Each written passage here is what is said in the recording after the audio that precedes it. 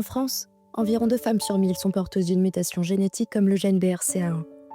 Cela représente des dizaines de milliers de femmes concernées.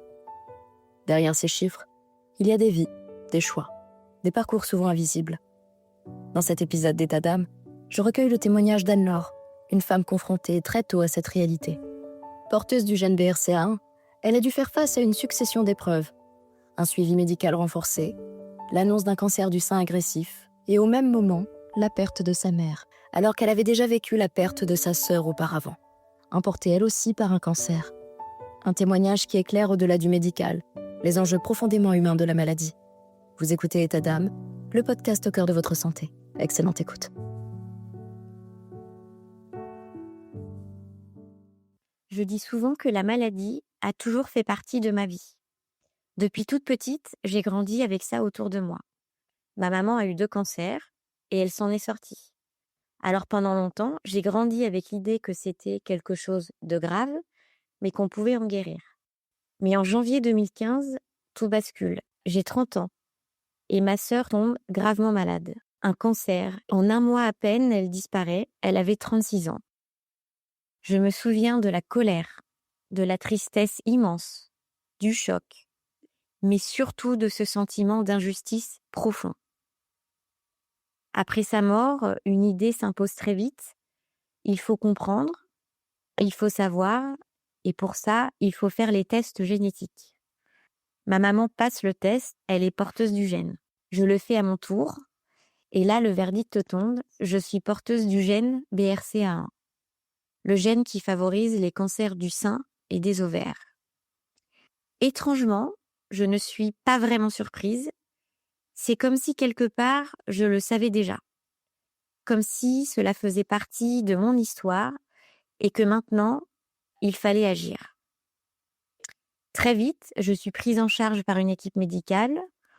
On met en place une surveillance très étroite avec des examens réguliers tous les ans. Et on commence aussi à parler d'opérations préventives.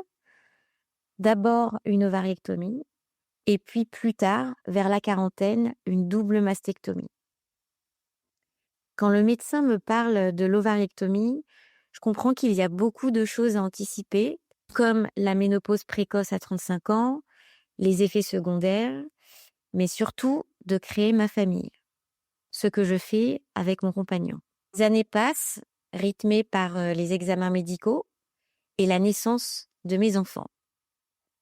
Vers 38 ans, après mûre réflexion, je prends la décision d'effectuer cette double mastectomie prophylactique. Je me renseigne, je rencontre des chirurgiens et je pose des questions. Le projet commence à se construire et à infuser en moi. Mais un imprévu arrive, je dois subir une opération des reins. Et mon corps doit récupérer et la mastectomie est repoussée. Et puis arrive ce rendez-vous annuel qui va tout changer. J'ai 40 ans, je fais une IRM et une mammographie. La radiologue regarde les images et elle me dit qu'elle voit une petite masse. Elle pense que c'est probablement cancéreux. Je pleure, mais je pleure un peu et j'appelle mon compagnon. Après ça, tout s'enchaîne très vite. Les prises de sang, biopsie, examen, PET scan, pose du PAC. La biopsie confirme le diagnostic. C'est un cancer du sein triple négatif, agressif, un petit costaud, me dit-on. Alors la bonne nouvelle, si on peut dire ça comme ça, c'est qu'il a été détecté très tôt. La tumeur est encore très petite et surtout il n'y a pas de métastase. Mais à cause de mon histoire familiale et du gène BRCA1, le protocole est très lourd.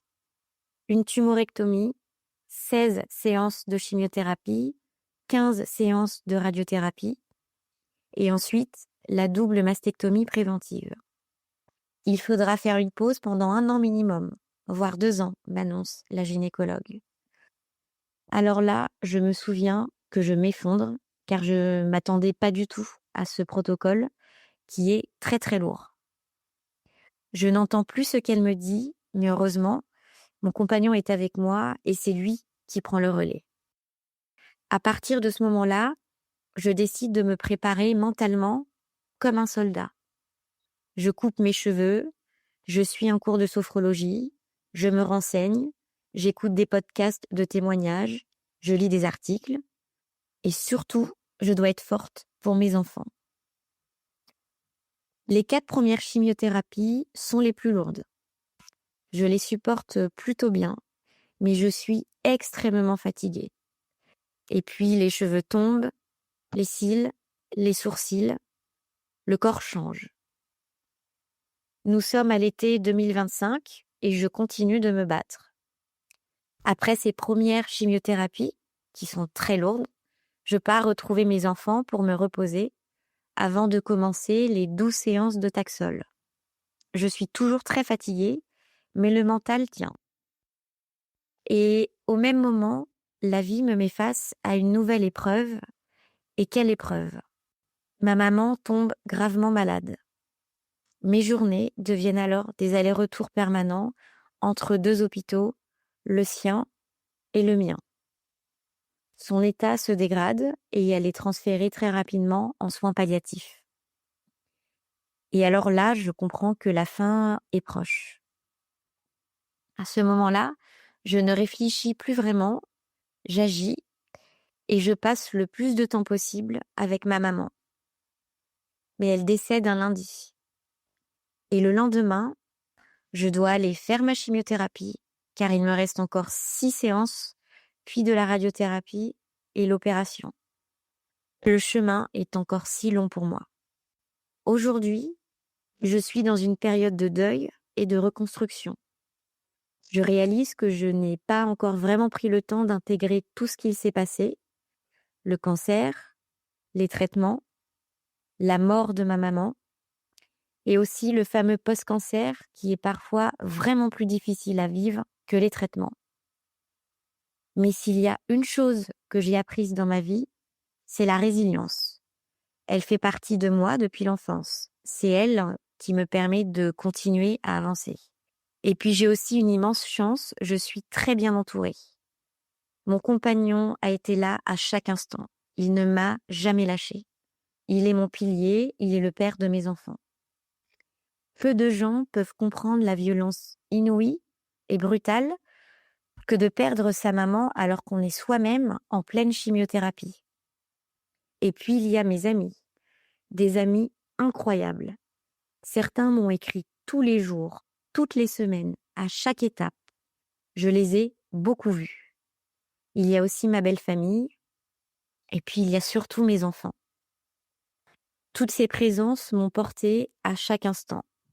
Si je partage mon histoire aujourd'hui, c'est parce que ces épreuves me rendent plus forte. C'est parce qu'aussi, malgré les drames, malgré le sentiment de solitude extrême qui me traverse tous les jours, je continue à rire, à pleurer, à regarder cet arbre fleurir de mon balcon, à danser avec mes enfants, bref, à vivre et non plus à survivre. Je le fais pour moi, bien sûr, mais je le fais surtout pour mes enfants, pour les voir grandir, pour mon compagnon, parce qu'ils sont ma force et parce que ce sont eux qui font battre mon cœur chaque jour.